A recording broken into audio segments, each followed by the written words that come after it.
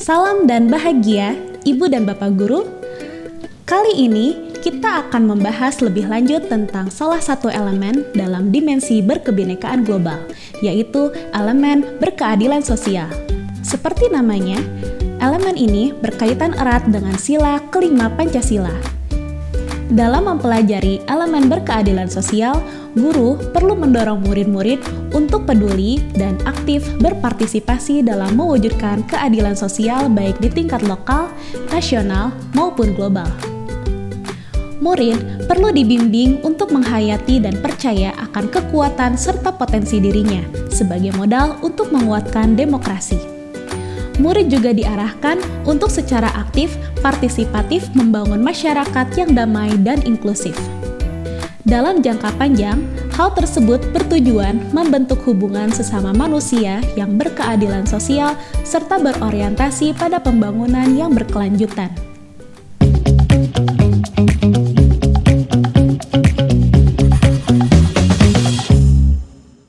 Ibu dan Bapak Guru, coba perhatikan lingkungan sekolah dan sekitar. Apakah menurut Ibu Bapak sudah menggambarkan keadilan sosial? Bagaimana kebijakan, peraturan, atau fasilitas di sekolah Ibu Bapak? Apakah sudah merangkul dan terasa adil untuk semua murid? Elemen berkeadilan sosial dibagi menjadi 3 subelemen. Pengembangan masing-masing bagian ini tentu disesuaikan dengan fase perkembangan murid. Subelemen pertama adalah aktif membangun masyarakat yang inklusif, adil, dan berkelanjutan. Untuk mewujudkan subelemen ini diperlukan proses dan upaya yang berkesinambungan, mulai dari jenjang PAUD sampai jenjang SMA atau SMK. Di jenjang PAUD, murid diharapkan dapat berteman tanpa memandang perbedaan diri dan temannya. Di akhir jenjang SD, murid dibimbing untuk membandingkan beberapa tindakan dan praktik perbaikan lingkungan sekolah yang inklusif, adil, dan berkelanjutan dengan mempertimbangkan dampak jangka panjangnya. Di jenjang SMP, murid dibimbing untuk dapat mengidentifikasi masalah yang ada di sekitarnya sebagai akibat dari pilihan yang dilakukan oleh manusia. Juga didorong untuk mencari solusi yang memperhatikan prinsip-prinsip keadilan terhadap manusia, alam, dan masyarakat. Sedangkan di jenjang SMA atau SMK, murid-murid belajar untuk berinisiatif melakukan suatu tindakan. Tindakan tersebut didasarkan pada identifikasi masalah untuk mempromosikan keadilan, keamanan ekonomi, menopang ekologi dan demokrasi sambil menghindari kerugian jangka panjang terhadap manusia, alam, ataupun masyarakat. 2 subelemen berikutnya adalah partisipasi dalam proses pengambilan keputusan bersama dan memahami peran individu dalam demokrasi. 2 hal ini saling terkait satu sama lain. Partisipasi murid serta pemahaman akan hak dan kewajiban sebagai warga negara untuk kepentingan bersama adalah titik berat pembelajaran kedua subelemen ini. Di jenjang PAUD, murid memberikan partisipasinya dalam pengambilan keputusan di lingkungan kecil, seperti rumah dan sekolah. Di jenjang SD, guru membimbing murid menentukan berbagai kriteria untuk mencapai kepentingan bersama serta implikasi tindakan perorangan terhadap lingkungan sekitar.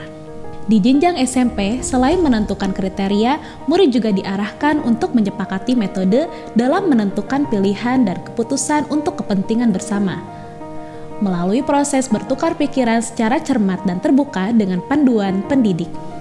Murid juga didorong untuk mengambil sikap dan langkah untuk melindungi hak orang atau kelompok lain. Dan di akhir jenjang SMA atau SMK, diharapkan murid dapat berpartisipasi menentukan pilihan dan keputusan untuk kepentingan bersama melalui proses bertukar pikiran secara cermat dan terbuka secara mandiri. Pada topik disiplin positif, Ibu dan Bapak Guru bisa mempelajari mengenai budaya disiplin yang positif di sekolah. Penguatan konsep hak dan kewajiban di kelas erat kaitannya dengan pembiasaan tersebut. Salah satunya adalah dengan membuat keyakinan kelas yang bersandar atas hak dan kewajiban seluruh anggota kelas. Misalnya, semua anggota kelas berkewajiban menghormati perbedaan pendapat dan berhak menggunakan fasilitas kelas yang sama. Dengan begitu, murid akan terbiasa melaksanakan hak dan kewajibannya secara konsisten demi kepentingan bersama. Ia juga akan dapat belajar mengidentifikasi hak dan kewajiban orang lain. Sekarang, saatnya kita memasuki contoh-contoh yang dapat digunakan untuk mengimplementasikan sub-elemen ini pada setiap jenjang pendidikan. Di jenjang PAUD, murid dapat diajak untuk menentukan posisi duduk dalam kelas yang mengedepankan kesepakatan bersama. Di jenjang SD, murid diajak membandingkan fasilitas sekolah yang ramah terhadap murid berkebutuhan khusus dan yang kurang mengakomodasi mereka. Murid diminta memberi pendapat apa yang akan terjadi jika ada murid berkebutuhan khusus yang bersekolah di masing-masing tempat dan tindakan apa yang perlu dilakukan oleh pihak sekolah. Di jenjang SMP, ibu dan bapak dapat menggelar diskusi terbuka tentang manajemen sampah sekolah. Para murid diminta kontribusinya memberikan solusi terhadap pengelolaan sampah sekolah yang belum terorganisir. Di jenjang SMA atau SMK, guru dapat mengambil salah satu permasalahan yang terjadi di sekolah, misalnya penggunaan fasilitas olahraga yang didominasi gender tertentu. Sebagai contoh, lapangan basket yang sering dimonopoli penggunaannya oleh murid laki-laki. Murid diajak berdiskusi untuk mencari jalan keluar dari permasalahan itu dan menjalankan tindakan sesuai solusi yang disepakati. Nah, di masing-masing contoh yang diberikan tadi, ibu bapak bisa melihat bahwa proses murid memberi pendapat hingga menuju kesepakatan bersama adalah bentuk partisipasi. Dalam proses diskusi ini, murid memahami bahwa semua orang punya hak dan kewajiban. Di jenjang SD misalnya, murid berkebutuhan khusus juga dilihat memiliki hak mendapatkan fasilitas yang nyaman. Disinilah murid mampu berperan sebagai individu dalam kelompok masyarakat karena berpartisipasi dalam mewujudkan keadilan sosial. Semakin sering murid difasilitasi untuk mengasah keterampilan berperilakunya dalam konteks keberagaman masyarakat, semakin dalam pemahamannya akan kebinekaan global. Murid perlu terpapar dengan keberagaman agar dapat memahami kondisi masyarakat. Bagaimana cara memberikan paparan pada murid? Beberapa contoh ini dapat ibu dan bapak terapkan di kelas, yaitu membuat kelompok belajar dengan dinamika perbedaan seperti gender, latar belakang sosial, dan budaya.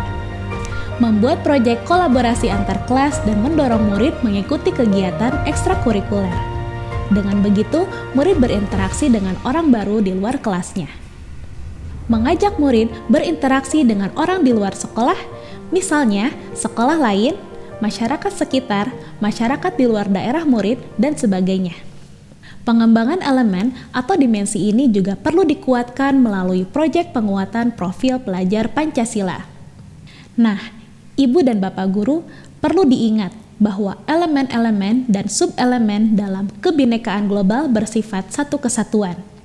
Kita hidup dalam keragaman, sehingga interaksi dan komunikasi di antara keragaman itu pasti terjadi. Karena itu, murid perlu diajak untuk berefleksi pengalaman keragamannya agar tidak berprasangka buruk kepada orang lain dan menyelaraskan perbedaan budaya. Berdasarkan refleksi atas keragaman tersebut, maka murid-murid diharapkan bersikap adil, turut serta membangun masyarakat yang adil, inklusif, berkelanjutan, dan demokratis. Sampai bertemu di materi-materi berikutnya ya, Ibu dan Bapak Guru hebat. Salam dan bahagia.